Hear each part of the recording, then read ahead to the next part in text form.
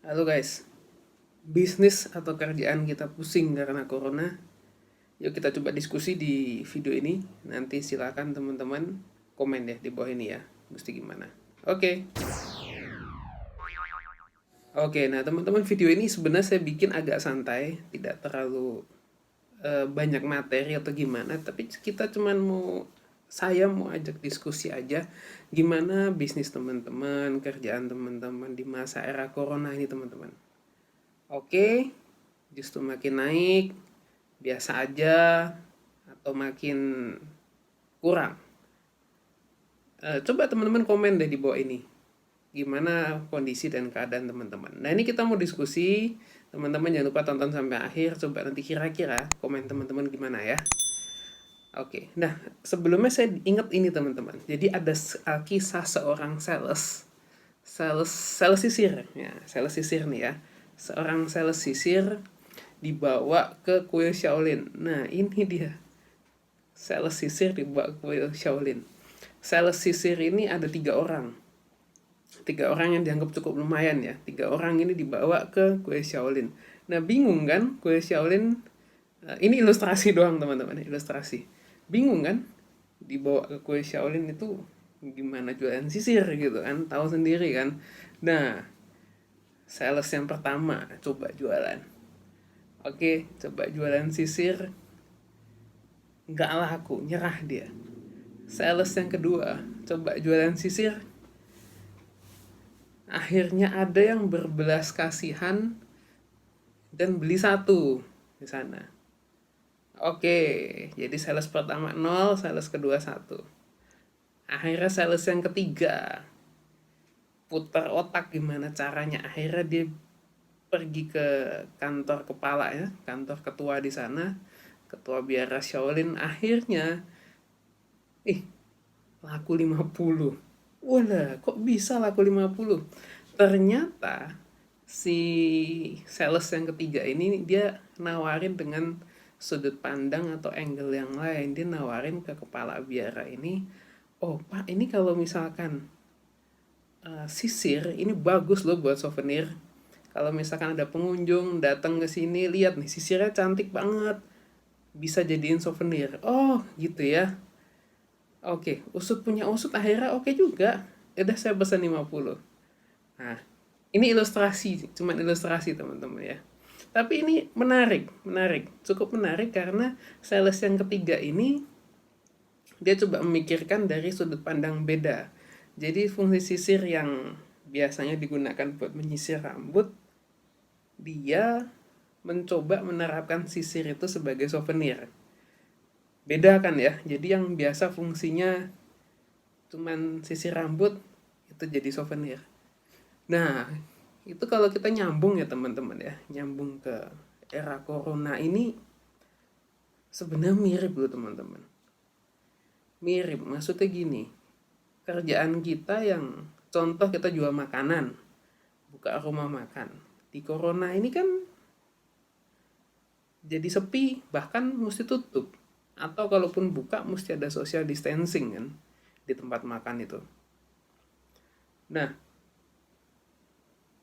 kita jadi berpikir sebetulnya kalau kita cuma mikirnya rumah makan buat makan, jadinya kayak sales pertama dan sales kedua. Nah gimana di era corona ini kita mesti berpikir supaya jadi sales yang ketiga. Nah menarik kan ya teman-teman ya, cukup menarik sebetulnya. Saya sempat baca ada artikel yang seorang pengusaha restoran, dia itu sebenarnya sempat meliburkan restorannya, setahu saya berapa hari gitu, mungkin 10 sampai 14 hari nunggu corona selesai. Tapi corona nggak kelar-kelar nih, corona nggak selesai. Nah akhirnya dia udah buka aja dah. Akhirnya dari bisnis restoran dia buka bisnis frozen food. Kan masih nyerempet ya. Tapi frozen food itu kepake sekali teman-teman. Apalagi yang kan sekarang banyak yang di rumah ya.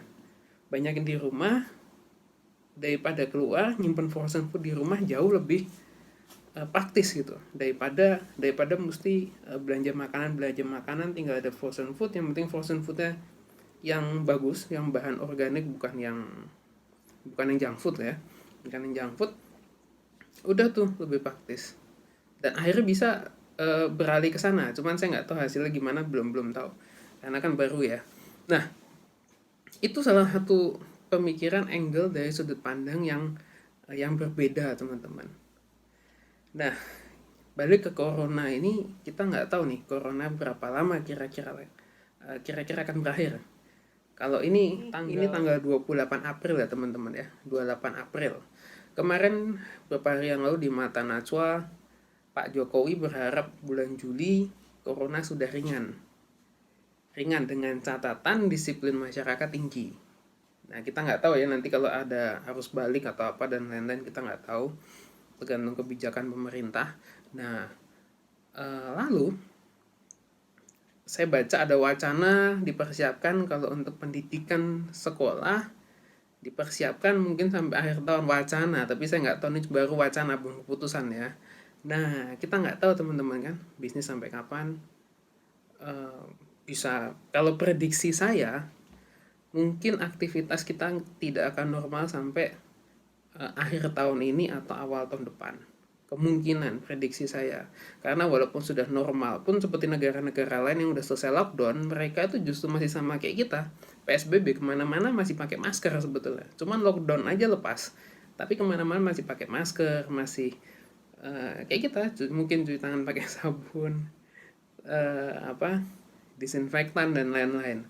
Masih berjaga-jaga seperti kita sebetulnya.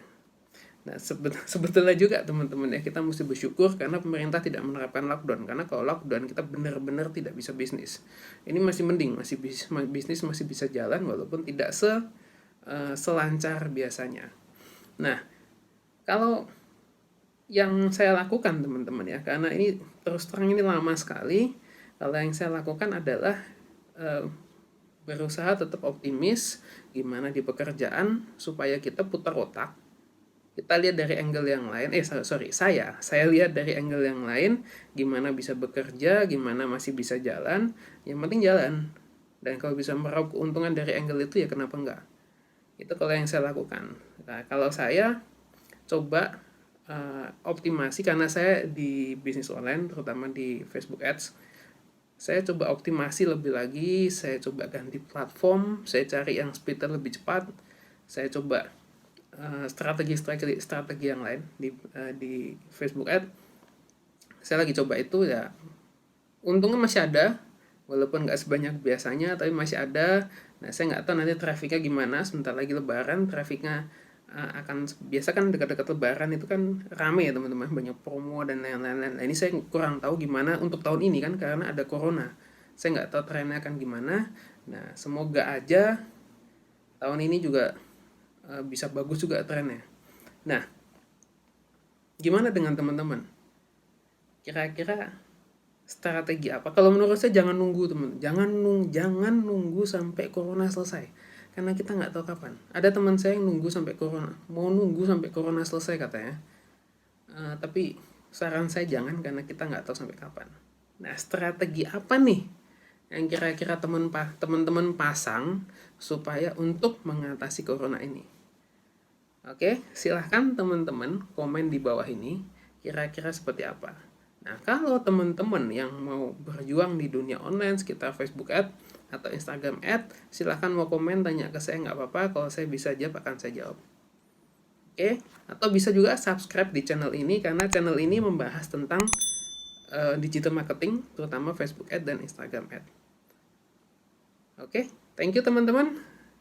Yuk kita diskusi. Kita saling bantu di komen bawah, kita saling tolong-nolong. Kalau ada yang mau saling jawab, saling diskusi, saling tolong satu sama lain, silahkan. Kalau teman-teman ada supplier atau teman-teman ada reseller yang cari supplier, silahkan komen di bawah ini.